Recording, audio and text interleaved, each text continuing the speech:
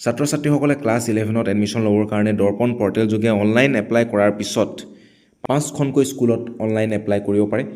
Online apply কৰাৰ পিছৰ কামখিনি ইনষ্টিটিউট লগ ইন কৰি পেলাই ইনষ্টিটিউটৰ যিজন কম্পিউটাৰ অপাৰেটৰ তেখেতে পিছৰ কামখিনি কেনেদৰে কৰিব। ছাত্ৰ ছাত্ৰীসকলেও যদি ভুলবশতঃ ধৰি লওক কোনোবা এজন ছাত্ৰৰ ছায়েন্সত পঢ়াৰ ইচ্ছা আছিলে কিন্তু তেওঁ আৰ্টছত এপ্লাই কৰিলে। কোনোবা এজন ছাত্ৰ এনেকুৱা হ'ব পাৰে তেওঁ ছায়েন্সত পঢ়িব আৰু ইংলিছ মিডিয়ামত, কিন্তু তেওঁ ছায়েন্সত এপ্লাই কৰিছে কিন্তু মিডিয়ামটো আছামিজ দিলে। সেইসমূহ ভুল কৰাৰ পিছত কেনেধৰণে শুধৰণি কৰিব পাৰিব, কি উপায় আছে, সেই সকলোখিনি আজিৰ এই ভিডিঅ'টোত আলোচনা কৰা হ'ব। প্ৰথমতেই চাওক, ছাত্ৰ ছাত্ৰীসকলে অনলাইন এপ্লাই কৰাৰ পিছত দৰ্পণ পৰ্টেলত গৈ আপোনালোকে ইনষ্টিটিউট লগ ইন কৰিব। এই কামখিনি স্কুলৰ কাম, স্কুলৰ কম্পিউটাৰ অপাৰেটৰজনে কৰিব। লগ ইন কৰাৰ পিছত ইনষ্টিটিউট কোড আৰু পাছৱাৰ্ড দিয়াৰ পিছত লগ ইন হ'ব। লগ ইন কৰাৰ পিছত আপোনালোকৰ সন্মুখত এনেদৰে ডেছবৰ্ডখন অ'পেন হ'ব। ইয়াত আপোনালোকে দেখা পাইছে আৰ্টছৰ 34খন এপ্লিকেশ্যন ৰিচিভ কৰা হৈছে আৰু ইতিমধ্যে আমি 34খন ভেৰিফাই কৰিছোঁ। এই স্কুলৰ ফালৰ পৰা আমি চাইছোঁ, ঠিক আছে, এখন স্কুলৰ ফালৰ পৰা আমি ইয়াত চাই আছোঁ। ইয়াৰে গোটেইখিনি এপ্লিকেশ্যন ভেৰিফাই কৰা হৈছে। এপ্লিকেশ্যন ভেৰিফাই কৰাটো হৈছে স্কুলৰ প্ৰথম কাম। স্কুলে লগ ইন কৰি পেলাই এপ্লিকেশ্যনসমূহ ভেৰিফাই কৰিব লাগিব। এতিয়া ভেৰিফিকেশ্যনটো কেনেকৈ কৰিব? প্ৰথমতে সেই ওপৰত 3টা বাৰ আছে, তাত যাব, ডেছবৰ্ড, তাৰ তলত আছে এপ্লিকেশ্যন। এপ্লিকেশ্যনত ক্লিক কৰিব। এপ্লিকেশ্যনত ক্লিক কৰাৰ লগে লগে আৰ্ট ষ্ট্ৰীম, ছায়েন্স ষ্ট্ৰীম এনেধৰণে ওলাব। যিসকলে আৰ্টছত এপ্লাই কৰিছে তেওঁলোক আৰ্ট ষ্ট্ৰীমত সোমাব, যিসকলে ছায়েন্সত এপ্লাই কৰিছে ছায়েন্স ষ্ট্ৰীমত সোমাব, যদি কমাৰ্চ আছে তেতিয়াহ'লে কমাৰ্চত এপ্লাই কৰাখিনি কমাৰ্চ ষ্ট্ৰীমত সোমাব। এতিয়া মই ইয়াত ক্লিক কৰিছিলোঁ আৰ্ট ষ্ট্ৰীম, গতিকে যিসকলে আৰ্ট ষ্ট্ৰীমৰ কাৰণে এপ্লাই কৰিছিল তেওঁলোকৰ নামখিনি ইয়াত শ্ব' হৈছে। ইয়াত প্ৰথমতে মই যাৰ নাম পাইছোঁ তাত ক্লিক কৰিছোঁ। ভেৰিফাই বুলি য'ত লিখা আছে ভিউ অৰ ভেৰিফাই বুলি লিখা আছে তাত মই ক্লিক কৰিছোঁ। এপ্লিকেশ্যনখনৰ তলৰ ফালে মই যাম। এপ্লিকেশ্যনখনৰ তলৰ ফালে মই গৈছোঁ, স্ক্ৰল কৰিছোঁ তলৰ ফালে আৰু তলত মেটছ বুলি অপশ্যনটোত ক্লিক কৰিছোঁ। ক্লিক কৰাৰ লগে লগে ওপৰত দেখিছে এপ্লিকেশ্যন ভেৰিফাইড। মেটছত ক্লিক কৰাৰ লগে লগে এপ্লিকেশ্যন ভেৰিফাইড হ'ব। এনেদৰেই সকলোখিনি এপ্লিকেশ্যন ভেৰিফাই কৰিব লাগিব। সকলোখিনি এপ্লিকেশ্যন ভেৰিফাই হোৱাৰ পিছত আপোনালোকে আকৌ লগ ইন কৰিব, স্কুল লগ ইন কৰিব লাগিব, ইনষ্টিটিউট লগ ইন কৰিব লাগিব। স্কুলৰ ফালৰ পৰা দৰ্পণ পৰ্টেলটো খোলাৰ কথা কৈছোঁ। ওপৰৰ 3ডাল আঁচত ক্লিক কৰিব, তেতিয়া ডেছবৰ্ড, তলত এপ্লিকেশ্যনত আৰ্ট ষ্ট্ৰীম, ছায়েন্স ষ্ট্ৰীম এনেধৰণে থাকিব। আৰ্ট ষ্ট্ৰীমত ক্লিক কৰিব। এপ্লিকেশ্যনত যাব, এপ্লিকেশ্যনত ক্লিক কৰাৰ পিছত আৰ্ট ষ্ট্ৰীমত ক্লিক কৰিব, তেতিয়া দেখিব এপ্লিকেশ্যন ইন আৰ্ট ষ্ট্ৰীম এনেধৰণে ওলাব। এতিয়া ইয়াত দেখিব পাইছে অল আনভেৰিফাইড এপ্লিকেণ্ট লিষ্ট এনেধৰণে ওলাইছে আৰু তাত এখনো লিষ্ট দেখুওৱা নাই।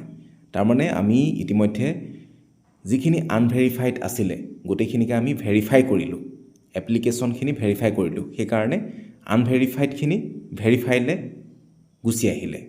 এতিয়া ইয়াত চাওক লিষ্ট অফ ভেৰিফাইড এপ্লিকেণ্ট, ইয়াত সকলোখিনি এপ্লিকেশ্যন সোমাই গৈছে। যিহেতু আমি আনভেৰিফাইড এপ্লিকেশ্যনসমূহ ভেৰিফাই কৰিলোঁ সেইকাৰণে লিষ্ট অফ ভেৰিফাইড এপ্লিকেণ্টছ, তাতহে ভেৰিফাই হোৱা এপ্লিকেশ্যনসমূহ সোমাইছেগৈ। ইয়াত ভিউ প্ৰফাইল ক্লিক কৰি ডিটেইলছখিনি চাব পাৰিব। এপ্লিকেণ্টজনৰ ডিটেইলছখিনি আপোনালোকে দেখা পাব। এতিয়া ভেৰিফাই ইতিমধ্যে হৈ গৈছে। ভেৰিফাই কৰাৰ পিছত নেক্সট কামটো হৈছে চিলেকশ্যন কৰিব লাগে। আৰ্ট ষ্ট্ৰীমত যিসকলে এপ্লাই কৰিছে সেই সকলোখিনি ষ্টুডেণ্টক আমি 2টা ভাগত ভগাব লাগিব, ৰিজাৰ্ভ, আনৰিজাৰ্ভ। এতিয়া এই দুখন এপ্লিকেশ্যন চাওক, প্ৰিয়ংকা বৰা, মুনমী হাজৰিকা। আমি ছাইডলৈ চাম, তেওঁলোকৰ কেটেগৰীটো কি। আমি ছাইডৰ ফালে যাম, ছাইডৰ ফালে গ'লে দেখিম যে তেওঁলোকৰ কেটেগৰী দেখিছোঁ OBC SC।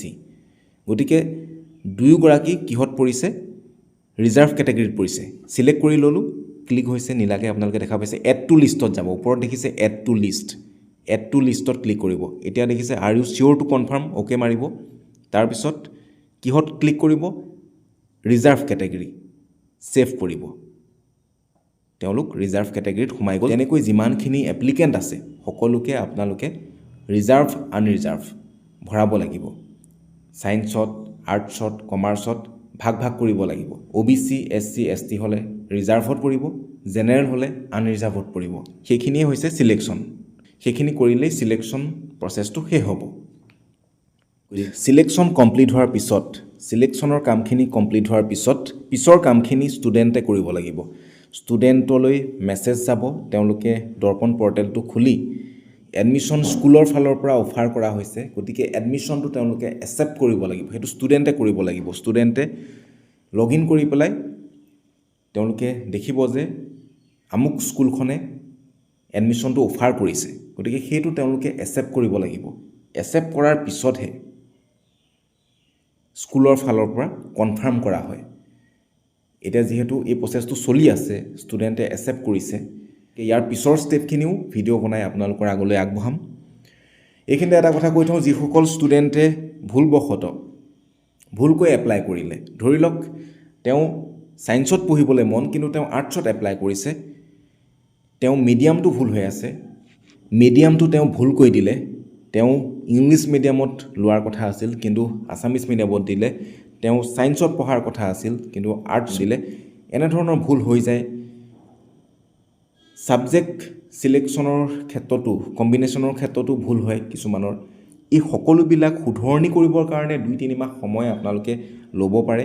ছাত্ৰ ছাত্ৰীসকলে 2-3 মাহ সময় ভালদৰে ভাবি চিন্তি সঠিক সিদ্ধান্ত লৈ স্কুলৰ যিজন কম্পিউটাৰ অপাৰেটৰ, যিসকলে অফিচিয়েল কামখিনি চোৱা চিতা কৰে, এডমিশ্যন ডেস্কত যিসকল বহে, কেৰেণী যিজন কেৰেণী, তেওঁৰ লগত ফোনযোগে অভিভাৱকসকলে যোগাযোগ ৰাখিব। ৰেজিষ্ট্ৰেশ্যন কৰাৰ সময়ত শুদ্ধকৈ পূৰাব লাগিব। 2-3 মাহ সময় ধুনীয়াকৈ আপোনালোকে ভাবি চিন্তি লওক।